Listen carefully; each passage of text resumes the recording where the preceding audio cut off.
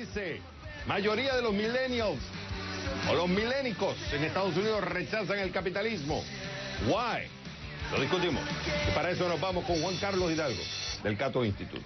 Juan Carlos, un gusto tenerte en el programa. Aquí tengo un executive summary, porque es extenso, son 100 páginas, del Instituto de Política de Harvard University. Creo que trata de entender la visión, digamos, de los jóvenes en los Estados Unidos, especialmente un año electoral. Y es interesante porque cuando le preguntan a estos jóvenes millennials, que se definen entre 18 y 26 años, si ellos se identifican con el capitalismo, más del 51% dice que no. Incluso dicen que no, casi el 75% dice que no se identifica con el capitalismo. Sí, bueno, hay que primero empezar a desgranar qué entienden ellos por capitalismo, porque recordemos que esto es una palabra que se presta para muchas interpretaciones. De hecho, la palabra, el término capitalismo fue acuñado por alguien que no era un amigo del sistema económico que describía, que era Carlos Marx. Así que por capitalismo se puede entender muchas cosas. Se puede entender una economía de libre mercado, también se puede entender una economía mercantilista, con lo que entendemos por capitalismo de amiguetes o de compadres. También podemos entender el capitalismo de Estado, donde el Estado está participando con empresas estatales en una amplia gama de industrias. Así que es importante empezar a desgranar exactamente qué se entiende por capitalismo. Lo que sí es cierto es que... Hay una cosa, Juan Carlos, es cierto, no está definido, pero sí ya podemos darle una interpretación porque se identifican más con el patriotismo, lo que se puede llevar al tema de proteccionismo, que es una de las cosas que estamos viendo en la elección. Sí se identifican con el tema progresivo, lo cual algunos lo definirían como más la izquierda, que es lo que sería contrario al libertario, al capitalismo.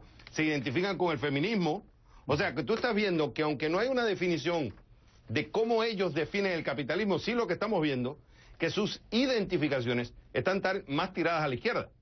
Hay un fenómeno interesante, Xavier, y es que la economía estadounidense es cada vez menos capitalista. En el índice de libertad económica que nosotros publicamos anualmente, se ha documentado que Estados Unidos pasó de ser la tercera economía más libre del planeta en los años 90 y en los años 80 a ser la economía número 16 en materia de libertad económica. Y hace dos meses, The Economist, la revista The Economist, tuvo un editorial en donde señala puntos muy preocupantes que describen a la economía estadounidense. Hay cada vez más concentración en las industrias. Dice que 2/3 de las 900 industrias que componen la economía están más concentradas desde 1997. Que cada vez hay más gasto en cabildeo. El gasto en lobby se ha aumentado en 1/3 en la última década a $3.000 millones al año.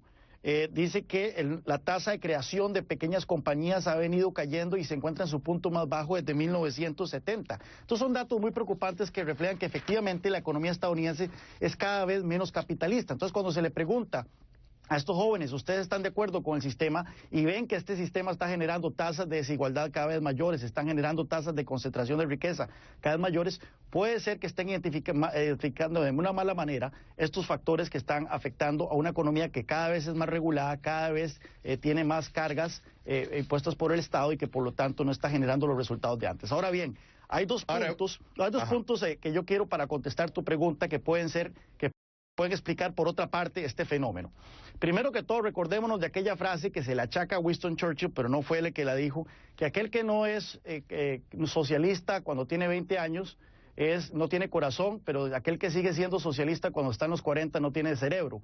Y es que efectivamente muchos de estos muchachos, cuando están en la universidad, no necesariamente están expuestos a la vida real, no pagan impuestos, no tienen que generar riqueza, básicamente están subsidiados por sus padres o por préstamos en las universidades, pero cuando una vez que se incorporan a el mundo real, vemos que efectivamente la identificación de estas personas con el capitalismo o con el socialismo empieza a variar de una manera sustancial. Pero sí. déjame tirarte un contraargumento de eso, Juan Carlos, porque fíjate que cuando ves la estadística, aquellos que tienen, en la medida que la edad sube, la correlación o identificación con el capitalismo aumenta. Pero hay un efecto, un fenómeno que pasó, que es en el 2008, la crisis financiera y económica que vivió el país. Y no olvides que esta gente eran jóvenes, o eran niños, o eran adolescentes, y han visto a sus padres cómo sufren. Y si tú usas un paralelo con lo que pasó en los 30, cuando hubo la famosa Gran Depresión, no te olvides que hubo la caída de la bolsa, la Gran Depresión, 1 de cada 4 desempleados, muchos de ellos se identificaron después con el famoso New Deal y un Estado más grande que el famoso movimiento keynesiano en los Estados Unidos. O sea, no necesariamente podemos sacar de la ecuación un evento económico que sucedió en el 2008 y que sí preocupa porque ellos ven, ponle que no sepan cómo definir el capitalismo, pero lo que sí están viendo es que ese free thinker como consecuencia llevó a una crisis económica, según ellos lo definen, los banqueros, Wall Street, Washington, y el resultado es que nosotros nos afectamos, podemos concluir que esto no funciona, tenemos que buscar una vía alterna. Bueno, efectivamente, y esa es la construcción del relato a partir de la crisis financiera del 2008. Lamentablemente, la izquierda ha sido muy hábil a presentar esto como una crisis del capitalismo cuando lo hemos discutido ampliamente en este programa. Fue una crisis causada por la hiperregulación, por una política monetaria laxa de la Reserva Federal y por la manera en que el Congreso fomentó una burbuja inmobiliaria incentivando al sistema financiero estadounidense a dar créditos a gente que no podía pagarlo. Pero bueno, lamentablemente eso es algo que es muy difícil de explicar. Lo que es más fácil es decir que fue una crisis del capitalismo y puede ser que efectivamente exista entonces esa identificación de los jóvenes, de los millennials, con que la crisis de 2008 fue una crisis causada por el exceso de capitalismo. Hay otro punto, Xavier, antes de que ya terminemos la entrevista, que quiero mencionar. Antonio Gramsci, neomarxista italiano de principios del siglo XX, él hablaba sobre cómo el cambio cultural, el cambio de ideología en una sociedad se tiene que dar a través de la educación. Y esto es un punto que hay que ponerle mucha atención a Estados Unidos, porque Estados Unidos podría estar recorriendo el mismo camino que recorrió América Latina también, en cómo la izquierda ha capturado las instituciones universitarias. Una encuesta reciente que fue publicada por el Washington Post señala que el 60% de los profesores universitarios en Estados Unidos se describen como de izquierda, y eso ha aumentado en 18 puntos porcentuales desde 1990, mientras que el porcentaje de profesores que se describen como moderados en ese periodo ha caído en 13 puntos porcentuales y que se describen como conservadores ha caído en 6 puntos porcentuales en ese periodo. De hecho, los profesores que se identifican como izquierda superan en una proporción de 5-1 a aquellos que se identifican como conservadores.